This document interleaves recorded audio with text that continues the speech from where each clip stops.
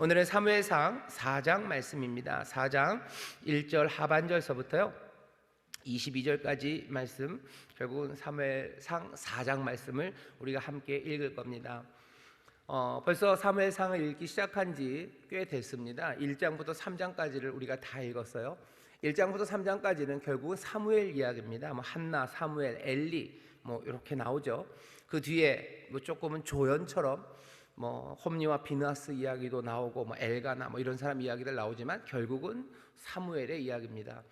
하나님이 사무엘에게 이제 말씀을 주셔요. 그래서 사무엘이 단에서부터 브엘세바까지 온 이스라엘에 여호와의 말씀을 전하는 사람으로 섰다고 어떻게 해요? 3장이 거기서 끝났어요. 그러고 나면 이제 사무엘 이야기가 진행이 돼야 될 것 같은데요. 잠깐 중간에 4장부터 6장까지입니다. 4장부터 6장, 7장 조금 더도 맞지만 4장부터 6장 요 덩어리에 하나님의 언약궤 얘기가 쓱 끼어듭니다. 그리고 나선 7장이 되면 이제 다시 사무엘이 사울을 세우는 이야기로 역사가 진행이 돼요. 중간에 끼어있는 이 4장에서 6장 이야기는요, 몽땅 다 법궤 이야기예요. 법궤를 빼앗긴 이야기, 그 법궤가 블레셋에 가서 도대체 무슨 일을 했는지, 그 법궤가 다시 돌아오는 이야기. 4장부터 6장까지는 법궤 이야기가 사무엘상에 지금 적혀져 있습니다. 왜 이 법궤 이야기를 하는지는 여러분들이 4장부터 6장까지 쭉 읽어보면 조금씩 더 알아가게 되실 겁니다. 오늘은 법궤를 빼앗기는 이야기입니다. 그래서 성길교회 제목이 영광이 떠났을 때라고 제목을 정했습니다. 오늘 이야기는 좀 슬퍼요. 죽는 이야기입니다. 처음에는 4,000명이 죽어요.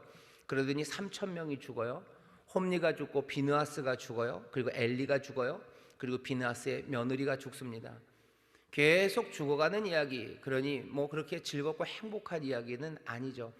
그래도 오늘 우리에게 이 말씀을 듣게 하시고요, 그리고 이 말씀에서 우리로 하여금 깨닫게 하시는 바가 있습니다. 오늘 사무엘상 4장 말씀을 보시면서 다시 한번 하나님이 어떤 분이신지, 여호와는 어떤 분이신지, 그 여호와를 우리는 어떻게 이해하고 있는지, 우리가 여호와를 알고 있는지 다시 한번 돌아보면서 우리의 신앙을 점검하고, 그리고 더 주님을 사랑하게 되고 주를 향한 믿음이 굳건하게 서게 되시기를 주의 이름으로 축원합니다. 4장 1절을 보면요, 다짜고짜 전쟁이 시작됩니다. 1절 하반절이 이렇게 되죠. 그냥 이스라엘은 나가요. 그래서 블레셋 사람과 싸웁니다. 왜 싸워요? 몰라요. 왜 모르겠습니까? 말을 안 해주니 몰라요. 왜 말을 안 해줍니까? 알 필요가 없어요.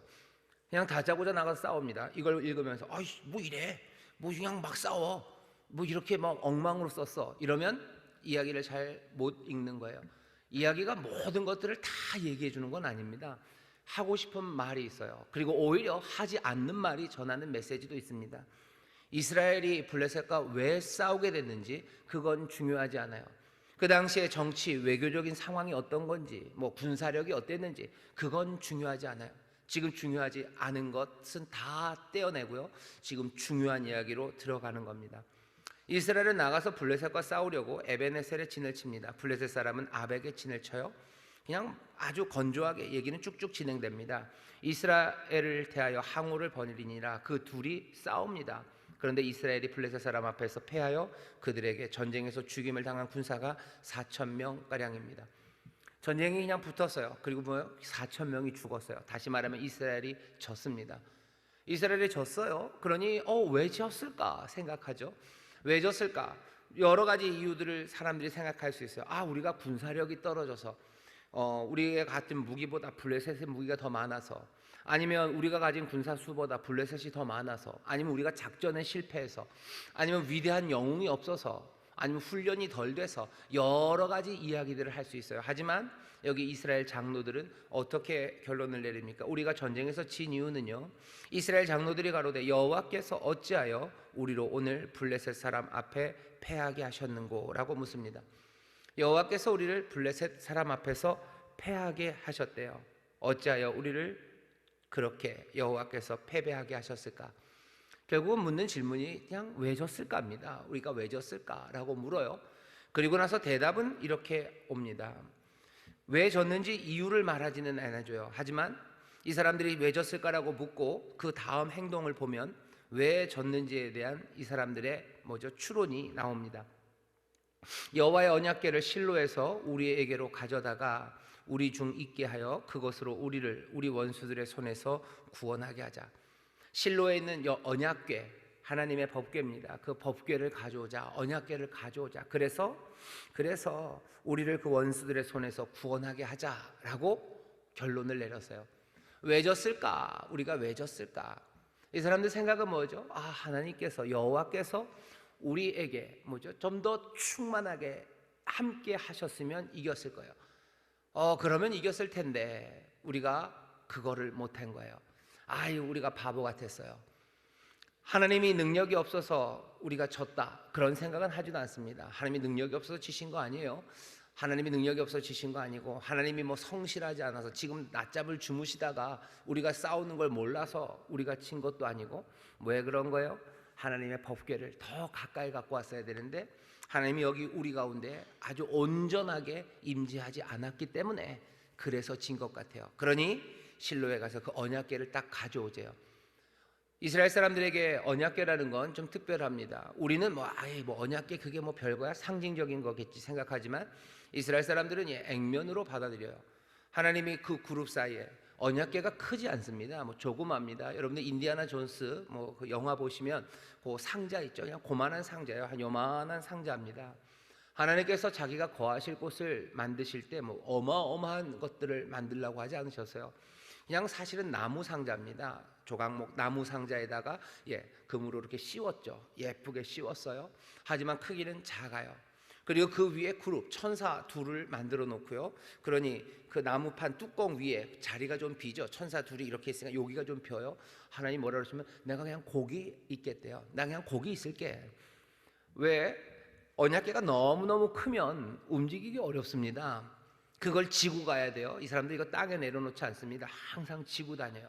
근데 집채만한 언약궤, 집채만한 하나님의 집을 있으면 그걸 어떻게 지고 다녀요? 하나님 백성들 생각하시는 것 같아요. 내가 너희와 늘 함께 가야 되고 움직여 가야 되는데 너무 크면 어렵지. 그러면 조그맣게 만들자. 나 얼마든지 거기 있을 수 있다고 하시는 분이에요. 언약궤가 그렇게 작았다는 게 하나님의 은혜입니다. 그리고 이스라엘은요, 그 언약궤 위, 다른 것도 아니에요. 그냥 그 상자 뚜껑 위에 계시겠다는 거예요. 상자 뚜껑 위에. 거기 그룹이 둘이 이렇게 양쪽으로 있어요. 그 뚜껑 위, 상자 위에서, 사과 상자 위에 계시겠다고 약속을 하셨어요. 난 거기 있다. 너희들 날 만나려면 어디를 그리로 오면 돼요. 그 언약궤는 뭘 상징해요? 거기에 위에는 함께 하신, 거기 계신 하나님 여호와는 거기 계셔요. 그러니 실로에서 그 언약궤만 가져오면 돼요. 하나님이 능력이 많으셔요. 능력이 없어서 진 게 아니에요. 하나님이 여기 오시면 이젠 우리가 이길 거예요. 이스라엘은 그렇게 생각을 합니다. 하나님이 조금 멀리 계셔서 그런 거예요. 하나님이 여기 가까이만 오시면 이젠 우리는 이길 거예요. 블레셋, 니들은 이제 다 죽었다요. 정말로 가서 실로에서 그 언약궤를 가지고 전쟁터로 가지고 옵니다. 가지고 오는데 가지고 온 사람이 엘리의 두 아들인 것 같아요. 엘리의 두 아들 홈리와 비느하스는 하나님의 언약궤와 함께 거기 있었더라. 이 이야기를 들으면 뭔가 우리는 이런 생각이 들죠. 왜? 홈리와 비느하스, 이 사람들이 누군 줄 알아요? 얘들이 오면 안 되는데 싶어요. 근데 어쩔 수 없어요. 얘들이 옵니다. 홈리와 비느하스가 옵니다. 근데 사실 홈리와 비느하스만 문제는 아니죠. 우리는 벌써 2장에서 얘기를 들었어요. 여기 너희가 악을 행하면 너희의 악행, 이 모든 악행이 백성들에게 들려지고요. 그렇게 된다면 그 죄가 다른 사람들에게도 전염된다는 이야기를 이미 들었습니다. 홈리와 비느하스가 가져왔어요. 그러면 벌써 여기 이 땅은 하나님의 저주 아래 뭔가 좋지 않을 일이 있을 거를 우리는 약간은 감만 잡습니다. 이스라엘은 그게 오니까 얼마나 신납니까? 이제 난리가 났어요. 소리 지르고 열광하고 환호합니다. 이제는 지지 않을 거예요. 4천 명이 죽었지만 이제는 그 언약궤 여호와께서 우리와 함께 하셔요. 멀리 있지도 않아요. 저기 실로 한 몇십 킬로 떨어진 곳에 있지 않아요. 우리 딱 이 진 중에 계셔요. 그러니 이스라엘이 환호하고 난리가 납니다. 사악이 충천해요. 소리 지르고 환호하고 열광합니다. 5절입니다. 여호와의 언약궤가 진에 들어올 때 온 이스라엘이 큰 소리로 외치매 땅이 울린지라. 막 땅이 울릴 정도예요. 블레셋 사람이 그 외치는 소리를 듣고 가로되 히브리 진에서 큰 소리를 외치면 어찌미뇨 하다가 여호와의 괴가 진에 들어온 줄을 깨달은지라. 여호와의 괴가 오니 이스라엘은 뭐 난리가 나고 뭐 신나서 열광하고 소리 지르고 뭐 발구르고 막 들썩들썩합니다. 이걸 블레셋 사람들이 들어요. 이 뭔 일 났나? 이게 도대체 무슨 일일까라고 생각을 하다가 여호와의 괴가 거기에 들어온 것을 깨닫습니다. 뭔가가 왔어요. 이름도 잘 모릅니다. 블레셋 사람이 두려워하여 가로되 신이 진에 이르렀도다. 여호와가 임하였다. 뭐 그렇게도 몰라요. 그냥 뭔가 신이 임했다고, 신이 거기 오셨다고 블레셋은 그렇게 인식합니다. 하고 또 가로되 우리에게 화로다. 전일에는 이런 일이 없었도다. 블레셋 사람들이 전쟁을 한두 번 한 건 아니에요. 하지만 전에는 이런 일이 없었어요. 저 진에 신이 임한 걸 누가 알아요? 블레셋이 압니다. 사람들의 환호 소리만은 아닐 거예요. 뭔가 자기들을 두려움으로 이끌어가는, 자기들을 떨게 하는 뭔가가 거기에 온 걸 압니다. 전에는 이런 일이 없었어요. 하지만 금방 블레셋 사람은 생각해냅니다. 전에도 이런 일이 있었어요. 특별히 여호와께서 그렇게 자기의 백성들을 위해서 아주 노골적으로, 여호와께서 자기의 백성들을 위해서 직접 개입하셔서 싸웠던 적이 있습니다. 언제면 애굽에서 그러셨어요. 애굽에서 자기 백성들을 끌어내실 때 그 전에는 그러신 적 없어요. 하지만 애굽에서는 특별하십니다. 여러분들 애굽에서 하나님이 하셨던 일을 보면요 놀라워요. 그 10가지 재앙마다 함께 하시고요, 그 재앙마다 하나님께서 역사하시고, 그 재앙 하나하나마다 하나님이 간섭하셔요. 그 바다 홍해를 건너올 때도요 하나님께서 바람을 불어서 그 모든 것들을 다 말리시고요, 한 백성 한 백성을 다 건너내셨다고 그러셨어요. 하나님이 그렇게 직접적으로 그렇게 자기 백성을 위해서 싸우시고, 애굽에 있는 모든 문사를 바다로 집어넣으셨어요. 바다로 집어넣은 거 그냥 바다를 덮기만 하지 않으셨어요. 출애굽기 잘 읽어보면요 바다를 덮고요 하나도 남김없이 하나님이 다 물에다가 패대기를 씌셨어요. 그 얘기는 아마 왜 애굽이 수영을 못하겠습니까? 수영 잘하는 녀석들도 있었을 거예요. 바다에서 이제 나오려고 하겠죠. 바다에서 나오려는 것들마다 하나님께서 다 꼭꼭 누르셨어요. 못 나오게 다 누르셨대요. 하나님께서 이렇게 자기 백성들을 위해서 직접적으로 나서셔서 그렇게 공격적으로 싸우셨던 적이 없습니다. 하지만 한 번 애굽에서 있었어요. 블레셋은 기억나는 거예요. 애굽에서 있었던 그 신들이 온 것 같아요. 7장 7절부터 제가 다시 읽겠습니다. 블레셋 사람이 두려워 가로되 신이 진에 이르렀도다 하고 또 가로되 우리에게 화로다. 전일에는 이런 일이 없었어요. 우리에게 화로다. 누가 우리를 이 능한 신들의 손에서 건지리요? 그들은 광야에서 여러 가지 재앙으로 애굽인을 친 신들이라. 애굽을 쳤어요. 블레셋이 이스라엘보다는 셉니다. 그 당시에는 블레셋이 훨씬 더 셌어요. 하지만 애굽에 비할 바는 아닙니다. 애굽에 비하면 블레셋은 이건 뭐 아무것도 아니에요. 애굽은 그렇게 큰 나라입니다. 대대로 컸던 나라예요. 무슨 그 북쪽에 여러 나라들이 오고 가죠. 바벨론이 오고 가고 또 페르시아가 오고 가고 아수르가 오고 갈 때도 애굽은 끝까지 그 제국으로 남아 있었던 그 강대한 나라가 애굽이에요.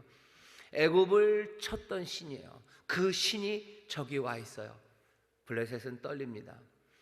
두 개가 지금 대조되죠. 이스라엘은 확신에 차 있어요. 우리는 이겼어요. 이제 니들은 다 죽었다요. 블레셋은 떨립니다. 블레셋도 거기에 있는 신의 능력, 그것을 감지했어요. 그런데 이야기는 이상하게 돌아갑니다. 여기 확신하는 이스라엘이 있고요, 떨고 있는 블레셋이 있는데, 블레셋 사람들이 거기서 떨다가 그냥 마음이 무너져서 도망가지 않습니다. 블레셋은 도망가지 않아요. 그 대신 뭐라고 얘기하냐면 이렇게 얘기합니다. 너희 블레셋 사람들아, 강하게 되며 대장부가 되어라. 너희가 히브리 사람의 종이 되기를 그들이 너희의 종이 되었던 것 같이 말고 대장부같이 되어 싸우라 하고, 오히려 용기를 더 서로 북돋아요. 그러니 블레셋도 다시 한번 힘을 냅니다. 전쟁의 결과는 어떻게 됩니까? 10절입니다. 블레셋 사람이 쳤더니 이스라엘이 패하여 각기 장막으로 도망하였고 살육이 심히 커서 이스라엘 보병에 엎드린 자가 3만이었으며 하나님의 괴는 빼앗겼고 엘리의 두 아들 홈리와 비느하스는 죽임을 당하였더라. 이 두 번째 패배는요, 이건 처참합니다. 결과 자체가 그래요. 여긴 4천이 죽었어요. 이제 몇만이 죽었어요? 3만이 죽었어요. 3만이 죽은 것만 해도 이건 너무너무 큰 차이예요. 4, 8이 32, 그럼 뭐 7배 반이 죽었어요. 그런데 그것만이 아니죠. 하나님의 궤, 그 여호와의 법궤도 빼앗겼고요. 가져왔던 제사장의 아들입니다. 엘리의 뒤를 이어야 되는 제사장 둘도 거기서 죽어버렸어요. 이제 제사장의 대가 끊어졌어요. 법궤는 빼앗겼어요. 그리고 3만이 죽고요. 몽땅 다 뿔뿔이 도망갔습니다. 이 전쟁은 참혹한 결과예요. 첫 번째 패배보다 두 번째 패배는 어마어마합니다. 근데 이 결과만이 중요한 건 아니죠. 더 힘들고 어렵고 이해하기 어렵고 힘든 것은 이 두 번째 전쟁은 법궤가 있었던 전쟁이에요. 법궤가 없었을 때는 까짓것 질 수도 있을 것 같아요. 하지만 법궤가 있는데 지는 것도 이해하기 어려운데 저도 이전보다 어마어마하게 져버렸습니다. 그러니 이스라엘은 다시 혼란에 빠져요. 이게 뭐냐는 거죠. 이게 뭔가? 하나님의 능력이, 하나님의 임재가 우리와 함께 하는데 결과는 모든 것들을 다 뒤집어 놓은 겁니다. 사람들의 생각을 다 뒤집어 놨어요. 블레셋은 자기들이 질 거라고 생각했어요. 질 것 같으니까 용기 내자고 얘기했고, 이스라엘은 당연히 이길 줄 알았어요. 법궤가 왔지만 우리의 생각은 전혀 반대의 일이 벌어집니다. 이야기가 반전된 거죠. 이스라엘이 확신했던 것, 그리고 블레셋이 떨었던 것, 그 둘은 다 잘못 생각했던 겁니다. 패배는 도대체 왜 이루어졌을까 궁금하죠? 여태까지 11절까지 읽으면서요, 이스라엘이 왜 졌는지에 대해서 설명하지 않습니다. 이스라엘은 왜 졌을까요? 왜 이스라엘이 진 걸까요? 사람들이 이제 생각해야 되죠. 하나님이 능력이 없는 걸까? 이제는 그렇게 생각할 수도 있어요. 왜? 전에는 실로에 있었으니까 뭐 그랬어요. 하지만 이제는 진중에 가져왔는데 블레셋의 왕창 깨집니다. 여호와의 법궤, 하나님은 지금 블레셋에게 지신 거예요. 졌을 뿐만 아니라 뭐 핑계할 수도 없어요. 어떻게 된 거예요? 끌려갔어요. 노예처럼 끌려간 거예요. 종처럼 끌려간 겁니다. 이스라엘만 패배한 게 아니고요, 하나님도 여기서 지금 수치당하시는 겁니다. 하나님의 법궤가 지금 끌려간 겁니다. 도대체 이게 무슨 일일까? 하나님이 약한 건가? 여호와께서는 뭐 암몬과 모압은 이길지 몰라도 가나안 족속들, 거기 있는 다른 부족들, 뭐 여부스 족속들, 뭐 이런 애들은 이길지 몰라도 블레셋한테는 안 되는 건가? 그냥 그런 건가? 라는 생각이 들 수 있어요. 하지만 그런 얘기는 없습니다. 하나님이 우리에게 성실하게 뭔가를 하신다고 그러셨는데 그냥 하나님께서 일하지 않으시는 건가? 그런 생각도 할 수 있어요. 하지만 여기도 그게 그렇다고 얘기하지는 않습니다. 대답해 주지 않아요. 왜 졌는지를 말해 주지 않아요. 왜 졌을까? 하나님이 약해서 지신 건가? 하나님이 없어서 진 거? 아니, 하나님이 없어서 졌다고는 얘기할 수 없어요. 왜? 하나님이 지금 여기 계시기 때문이에요. 그럼 하나님이 여기 계신데 하나님이 약하신 건가? 아니, 그게 아니라 하나님이 여기 계신데 하나님이 정말로 여전히 강하시다면 우리는 왜 진 거예요? 어쩌면 우리가 지는 것이 하나님의 뜻이었을까? 어쩌면 그 가능성도 남아 있게 됩니다. 그러면 혼란에 빠져요. 왜 하나님은 우리를 지기에 하셨을까요? 하나님은 왜 우리를 위해서 싸우지 않으셨을까? 하나님은 우리에게 패배를 가져다 주신 하나님이신가? 고민이 깊어집니다. 고민은 깊어지지만 대답은 없습니다. 그냥 나와 있는 건 뭐예요? 이스라엘의 처참한 패배예요. 하나님의 법궤는 와 있지만 거기에 승리는 없습니다. 이야기를 좀 더 여러분들 빨리 말해 그러시죠 저한테? 저도 말 안 합니다. 왜? 여기가 아직 말 안 했기 때문이에요. 기다리셔야 돼요. 기다리셔야 돼요. 왜 졌을까? 왜 졌을까? 하나님 능력이 없어진 걸까? 결국 6장까지 그 법궤 이야기를 다 읽으셔야 돼요. 다 읽으면 결론이 더 분명해지지만 여러분들 좀 생각을 갖고 계셔요. 여러분들 하나님이 약하다고 생각하셔요? 하나님 왜 졌을까? 약하진 않으실 텐데 그럼 도대체 하나님은 왜 지신 겁니까? 전쟁은 끝났고요. 사람들은 이제 보고를 하러 갑니다. 베냐민 사람 하나가 진에서 달려와요. 옷은 찢어지고 막 재를 뒤집어 쓰고 막 달려와서 얘기를 하죠. 우리 졌다고. 우리 졌다고. 엘리는 길가 의자에 앉아 있습니다. 마음이 여호와의 궤로 인하여 떨릴 즈음입니다. 여호와의 궤가 실로 그 하나님의 성막에 있어야 되는데요, 그냥 전쟁에 간다니 그걸 내줬어요. 법궤를 내줬어요.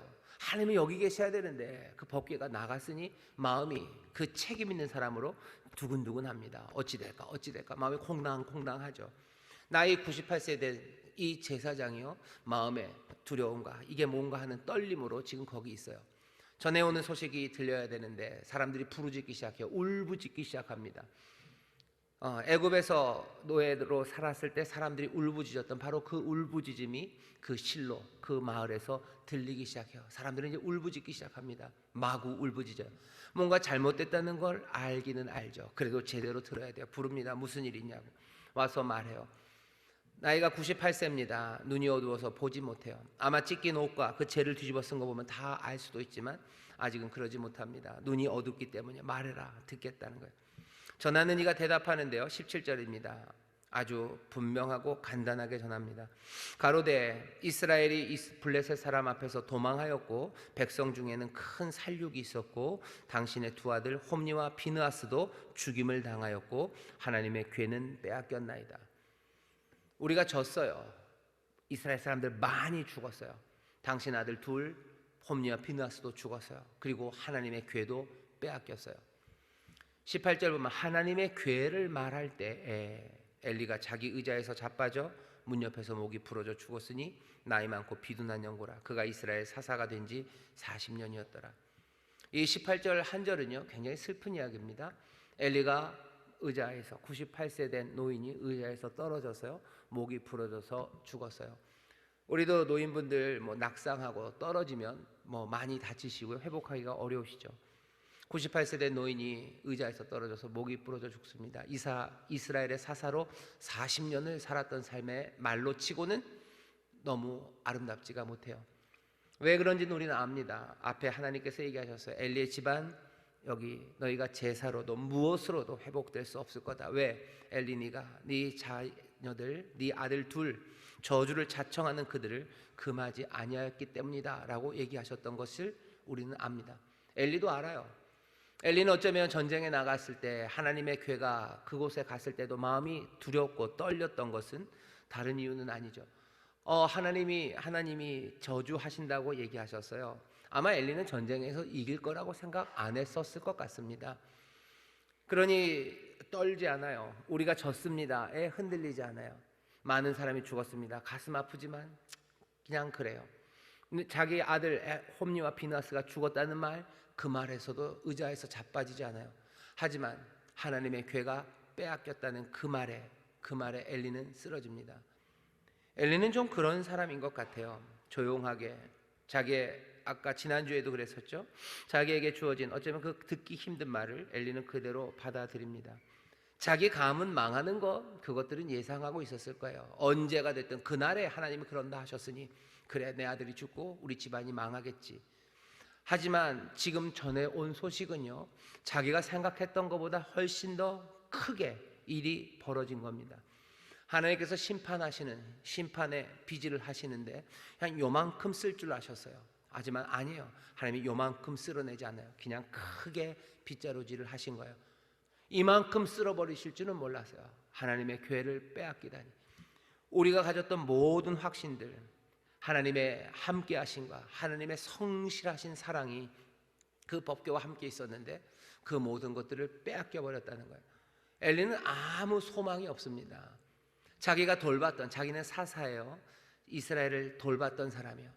내가 이스라엘을 돌볼 수 있었던 것은 하나님의 성실하신 사랑과 그리고 하나님의 함께 하심 때문에 내가 이 사람들을 돌보고 이스라엘의 소망은 거기에 있었는데 내 한 가문 사라지는 게 아니라 이스라엘의 소망이 그리고 이스라엘의 모든 믿음과 확신이 다 사라져버려요. 그 다음은 도대체 뭘 해야 될지 아마득합니다. 그냥 새까맣니다. 여호와의 궤가 사라지다니. 엘리는 그 얘기를 듣고서 의자에서 떨어져서 죽습니다. 슬프고 그리고 안타까운 일입니다. 언약궤 그것들을 빼앗겨 버렸어요. 언약궤를 빼앗겨 버렸습니다. 그러니 얼마나 가슴 아프고 슬픈 상황입니까? 전쟁에 진 이유를 말해주지 않아요. 전쟁에서 뭘 이스라엘이 잘못했는지도 설명하지 않습니다. 그냥 이 패배와 죽음이 그냥 모든 것들을 말할 뿐이에요. 우리는 알죠. 왜 패배했는지, 왜 이렇게 하나님께서 쓸어버리셨는지 알아요. 이 사람들의 잘못과 저주가 있어요. 그 옛 것들이 소망을 만들어낼 없음을 아십니다. 하나님께서 어떻게 하시는 거예요? 그냥 쓸어내시는 거예요.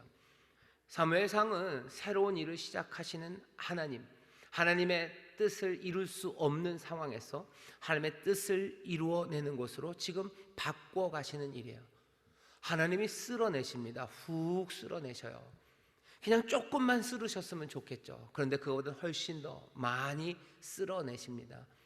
하나님이 은혜가 우리의 생각을 넘치게 하나님이 은혜를 주시듯 어쩌면 하나님이 우리를 쓸어내실 때 우리의 생각과 기대보다 더 많은 것들을 쓸어내실지 몰라요. 그냥 한 몇 대 아프게 때리시고, 세 대만, 보통은 늘 세 대를 맞았으니 세 대를 때릴 줄 알고 맞았기 시작했는데 세 대가 지났는데 계속 때리셔요. 하는 거죠. 하나님께서 새 일을 행하시기 위해서 쓸어내시고 그리고 아픔을 주셔요. 그것이 새로운 것들을 만들어낼 수 있기 때문입니다. 옛 질서들이 사라져야 새 것들이 만들어지는데 그 옛 것들이 사라지는 것이 우리가 생각한 것만큼, 기대한 것만큼 힘든 것, 그것을 넘어설 때가 많습니다. 요만큼 힘들 줄 알았어요. 요거 하면 요만큼 힘들고 나면 새로운 일들을 만들 수 있겠지. 아니요, 우리가 생각하는 것보다 더 많이 아프고 어쩌면 더 오래 아프고 그리고 더 많이 가슴이 무너질 수 있습니다. 여러분들 그런 경험들 많으실 거예요. 내 삶을 뭔가 바꾸려고 애를 쓰시는데 그렇게 간단하지 않아요. 저도 제 생각대로 했으면 벌써 날씬해졌었을 겁니다. 하루에 500g씩 빼면 돼요. 하루에 500g씩. 그럼 열흘이면 5kg가 빠지겠군. 천만에 안 됩니다. 안 돼요. 그냥 조금 덜 먹으면 되겠지. 아니요, 조금 덜 먹는다고 되는 거 아니에요. 시간도 오래 걸리고요. 그리고 그게 별것 아닌 것 같지만 아니요, 어질어질하고요, 힘없고요. 그리고 왠지 왜 그렇게 먹으라는 사람이 많은지 계속 먹어야 되고요. 그래서 새로움으로 가려면 내가 생각했던 계산과는 달라요. 훨씬 더 어렵고 힘든 일들이 생깁니다. 엘리는 그만큼 될 줄 몰랐어요. 그냥 엘리는 수용합니다. 하나님이 때리신다면 선한 뜻, 선한 주께서 하시는 일이니 주의 선한 일이 이루어질 거라고 생각하고 나 그리고 내 자녀들 그 정도에서 해결될 거라고 생각했어요. 하지만 하나님의 비질은 훨씬 더 큽니다. 이스라엘이 몇 명, 한 4,000명 죽고 끝날 일이 아니었어요. 3만 명이 죽습니다. 마구 죽어나가기 시작해요.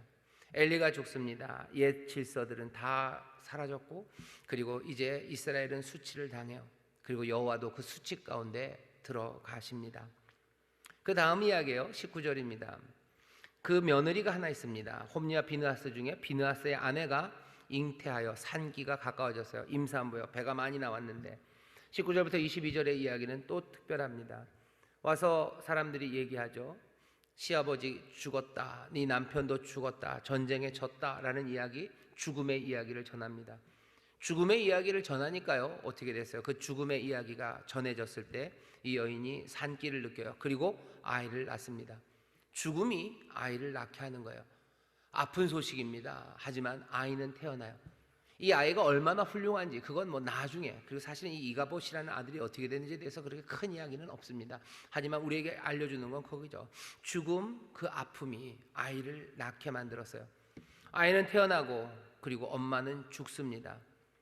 엄마는 태어난 아이에 대해서 전혀 관심이 없어요. 네가 아들 낳았다 하지만 대답하지 않습니다. 관념치도 않아요. 아들을 낳았다는 게 지금 중요하지 않아요. 이 여인에게는. 이 이름 없는 여인은 뭐라고 얘기하는 거예요? 내가 아이를 낳은 건 중요하지 않아요. 왜? 이스라엘의 영광이 떠나갔기 때문입니다. 이르기를 영광이 이스라엘을 떠났다 하고 아이 이름을 이가봇이라고 하였으니 하나님의 괴가 빼앗겼고 그 시부와 남편이 죽었음을 인함이라. 또 이르기를 하나님의 괴를 빼앗겼으므로 영광이 이스라엘에서 떠났다 하였더라. 이 여인이 하는 말을 잘 들어보세요. 영광이 이스라엘을 떠났어요. 이스라엘의 영화로운 시절이 지났다라는 것보다는 이스라엘의 영광은 여호와가 이스라엘의 영광입니다. 여호와 우리 주 하나님이 우리를 떠나셨어요. 이게 이 여인의 코멘트입니다. 지금 일어난 일에서 이 여인은 뭘 보는 거예요? 하나님이 떠나셨네 라고 보는 겁니다. 하나님이 떠나셨어요. 하나님이 가셨습니다. 하나님이 바람과 함께 사라지셨어요. 능력이 없어서 진 게 아니에요. 능력이 없어서, 하나님의 능력이 없어서, 여호와의 능력이 없어서 진 거 아니에요. 여호와의 팔이 짧아서 우리를 구원하지 못하신 게 아니에요.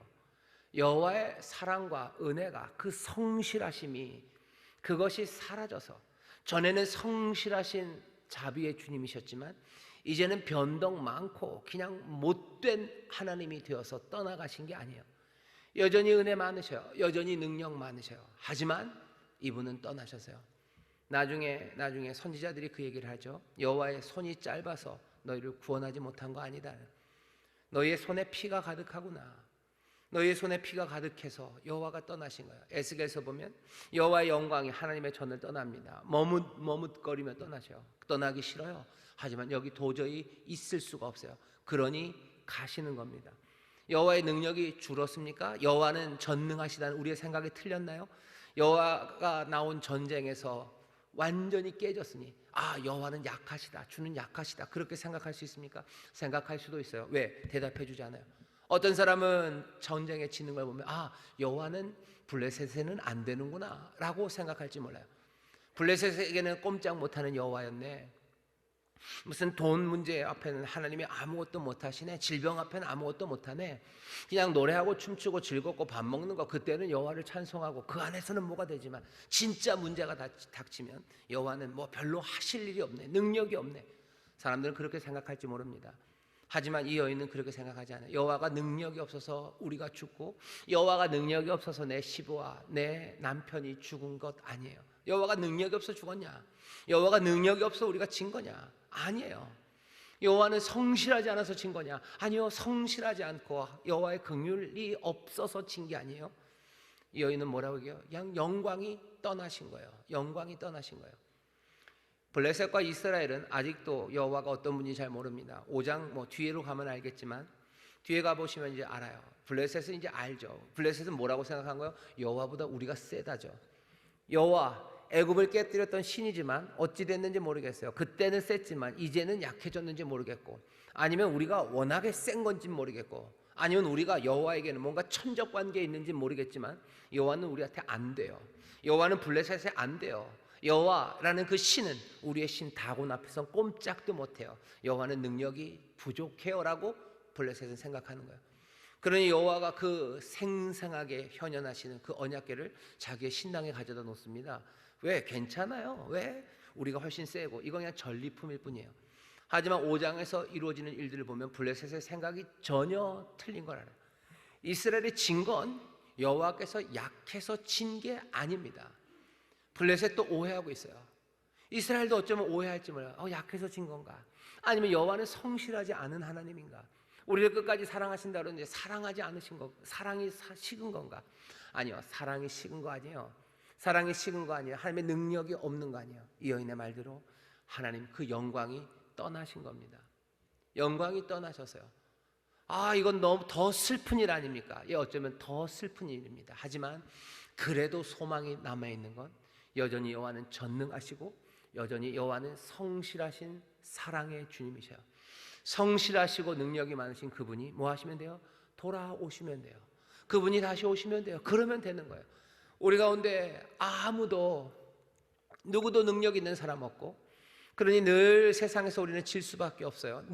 여호와의 능력 없으면 우리는 세상에 질 수밖에 없고요. 그냥 세상 따라가서 거기 섬기며 살아갈 수밖에 없는 거죠. 하지만 세상 모든 것들을 이기시는 능력의 주님이 여전히 계셔요. 그러면 소망할 수 있습니다. 오시면 되는 거 아닙니까? 여호와의 사랑이 식어지고 여호와는 이제는 우리를 사랑하지 않아요. 여호와는 이제 우리를 미워요. 여호와는 이제 변덕이 많으셔요. 여호와는 이제 은혜의 주님은 아니에요. 그러면 그 다음부터는 어떻게 해요? 우리도 세상 우상들을 다루듯이 그렇게 다뤄야 되는 거죠. 그냥 아부하고 그냥 거기에 변덕에 우리도 변덕으로 맞춰주고 전심으로 할 필요 없어요. 변덕에 변덕으로 대응해야 되는 거지. 변덕 심한 사람에게 전심으로 대할 필요가 뭐 있습니까?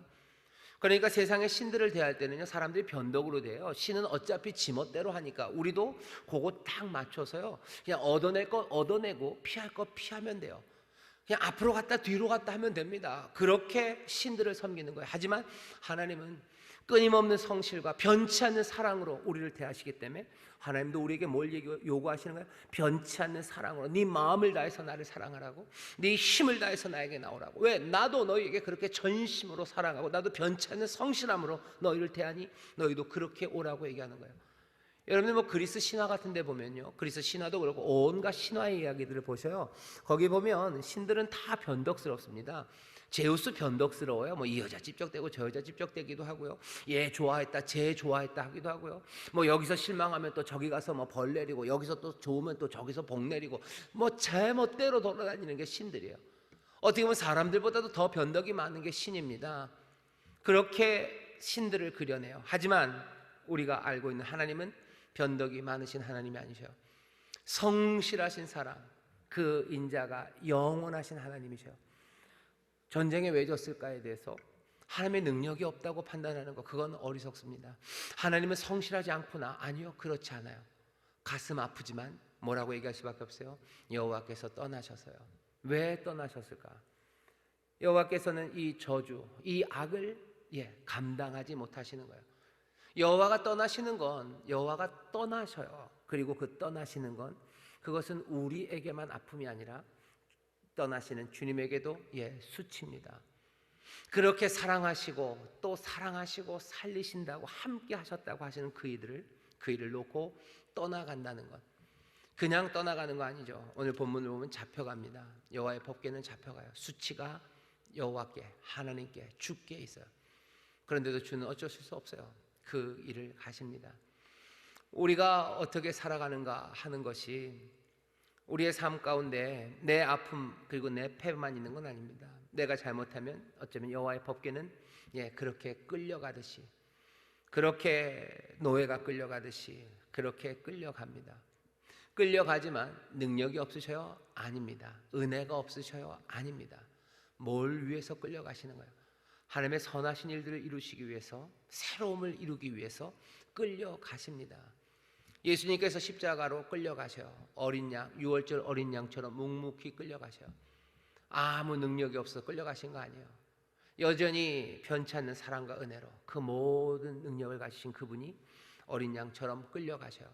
왜 끌려가셔요? 왜 그 수치를 당하십니까? 그 수치 당하고 끌려가는 그 일, 그렇게 붙잡힘을 통해서요, 우리의 삶에 하나님의 백성과 사랑하는 그 자녀들에게 새로움을 가져다 주시려고, 부활이라는 새로움을 가져다 주시려고, 구원의 생명이라는 새로움을 가져다 주시려고 그 일을 하셔요. 여호와께서 우리를 패배하게 하십니다. 이 얘기가 그 얘기죠. 여호와가 없어서가 아니에요. 여호와께서 우리를 패배하게 하신 거예요. 여호와께서 이스라엘을 지게 하셨어요. 능력이 없어서 진 거 아니에요. 하나님이 변덕이 많아서 지신 거 아니에요. 하나님이 여전히 사랑하나 여기 있는 이 사람들을 지게 하십니다. 왜? 옛것이 무너지고 하나님의 선하신 일을 이루기 위해서 우리를 지게 하시고 우리를 때리시고 또 우리를 누르시는 그 시간들이 우리의 생각보다 훨씬 더 클 수 있습니다. 하지만 그때 하나님은 킥킥거리며 즐거워하지 않으셔요. 같이 끌려가시는 거죠. 떠나셨어요. 하지만 그거는 하나님도 끌려가시는 그 아픔으로 들어가시는 겁니다. 오늘 우리가 사무엘상 4장 말씀을 함께 읽었습니다. 이스라엘은 이 사건을 통해서요, 여호와의 주님에 관하여 가졌던 모든 확신들, 그 확신들이 몽땅 다 무너지는 자리예요. 그냥 자기의 생각들을 텅 비게 만듭니다. 하나님을 다시 생각하게 해요. 지금도 우리가 어려운 시절을 지나죠. 이 어려운 시절을 지나서 하나님이 복 주시는 정말로 새로운 질서, 하나님이 복 주시는 새로운 상황으로 우리를 만들어 가실 텐데, 어쩌면 바로 이 시간은 하나님에 대해서 다시 생각해야 될 때요. 우리 주님에 대해서 다시 생각해야 돼요. 주의 능력과 주의 변치 않는 성실하신 사랑에 대해서 다시 한번 생각해야 돼요. 하나님을 어떻게 사랑하시는지에 대해서 다시 한번 생각해야 됩니다. 그리고 나서는 일하시는 하나님, 새 일을 만드시는 하나님, 그리고 그 일 가운데 순종으로 또 마음을 다하는 사랑으로 나아가는 새로운 결심들이 생겨야 합니다. 새 세상은 그냥 오지 않아요. 우리의 생각이 바뀌어야 되는데, 우리의 생각에서 가장 중요한 중심은 어디에 있습니까? 하나님에 대한 생각이에요. 새 세상을 보려면 우리의 믿음이, 하나님 향한 우리의 소망이 새로워져야 됩니다. 우리가 이전에 믿었던 것과 똑같이 믿어서는 새로운 세상에 들어갈 수가 없어요. 우리가 하나님에게 가졌던 소망을 똑같이 갖고 있어서는 우리가 새 변화에 나갈 수 없습니다. 하나님께서 복 주시려는 하나님의 뜻하셨던 하나님의 나라, 그 나라로 우리를 인도하려 가셔요. 지금이 얼마나 어렵습니까? 어려운 데서 분명히 끝내게 하지 않으셔요. 하나님께서 약속하신 대로 더 좋은 곳 가져다 주실 겁니다. 하지만 거기에 갈 때는 우리가 가졌던 생각들을 다 비우게 하시고 하나님을 향한 새로운 믿음과 하나님을 향한 새로운 소망과 또 하나님을 더 깊이 사랑하는 마음, 그것들을 주셔서 우리로 새 세상 하나님 만드는 그 복된 곳으로 들어가게 하십니다. 우리 이 시대뿐만 아니라 모든 믿음의 가정이나 나 개인도 마찬가지예요. 내 개인의 어려운 상황에서요, 하나님이 복 주시는 곳으로 분명히 갈 겁니다. 내가 삼촌이 죽고 사만이 죽고 홈리와 비느하스가 죽고 엘리가 죽고 며느리가 죽고 그 어둡고 힘들고 슬픈 소식들, 영광이 다 떠난 것 같은 바로 이 자리에 나를 두셨다고 하더라도 여기가 끝이 아닙니다. 하나님께서 하나님의 나라, 복된 나라, 그 나라로 우리를 가게 하실 텐데 지금 이 아픔과 어려움 가운데 우리가 다시 한번 하나님이 누구신지, 이전에 내 믿음, 이전에 내 소망, 이전에 내가 하나님 앞에 가졌던 소망과 내가 하나님 앞에 가졌던 그 확신들이 다시 한번 새로워지고 그리고 더 깊어지기 시작할 때 우리의 삶에 새 역사가 이루어지는 줄 믿습니다. 믿음이 달라지고 소망이 달라지면요, 우리의 예배가 달라집니다. 하나님을 향한 기도가 달라져요. 새 세상을 보고 싶으셔요? 그럼 내 찬송이, 새 세상을 내가 들어가고 싶으면 내 기도가, 내 예배가 달라지는 것들이 확인되기 시작할 때, 아, 주께서 우리를 새 세상으로 인도하시는구나, 그것들을 볼 수 있어요.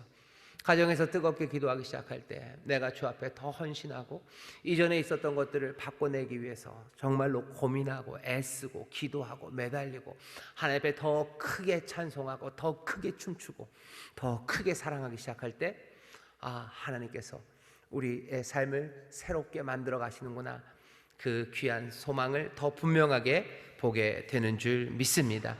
오늘 설교 제목이요, 영광이 떠났을 때요. 영광이 떠났을 때 분명히 있습니다. 하지만 그 영광이 떠났을 때 하나님을 향해서 다시 생각하게 해요. 그리고 그 영광이 돌아올 것을 우리는 믿고 그리고 우리에게 그 영광이 오시는 것을 소망합니다. 이 귀한 믿음 놓치지 마시기를 주의 이름으로 축원합니다. 기도하겠습니다. 하나님 감사합니다. 능력이 없어서, 하나님의 능력이 없어서 우리가 치는 거 아닙니다. 하나님께서 우리를 사랑하지 않으셔서 우리를 치는 게 아닙니다. 그럼에도 영광이 떠나는 때가 있습니다. 주여, 우리가 저주가 그치고 옛 혼란과 옛 어리석음에서 하나님 기뻐하시고 하나님 복 주시는 세상, 하나님 복 주시는 사람, 하나님의 마음에 합당한 자가 되는 아버지 하나님, 그 변화의 앞에서 그 영광이 떠나는 그때들, 아버지 하나님, 우리의 마음을 다시 비워 하나님에 대하여, 우리 사랑하는 주님에 대하여, 그 은혜와 능력에 대하여 다시 한번 보게 하시고, 또 우리의 신앙이, 우리의 기도와 찬송이 아름답게 변화되는 하나님의 자녀들 되게 하여 주옵소서. 지금 우리가 모두 어려운 시절을 지납니다. 다시 한번 하나님을 깊이 다시 생각하게 하시고 그 능력과 은혜를 붙잡게 하시고 우리의 신앙이 이전과는 달라지는 귀한 변화가 있게 하여 주옵소서. 감사드리며 예수님 이름으로 기도하옵나이다. 아멘.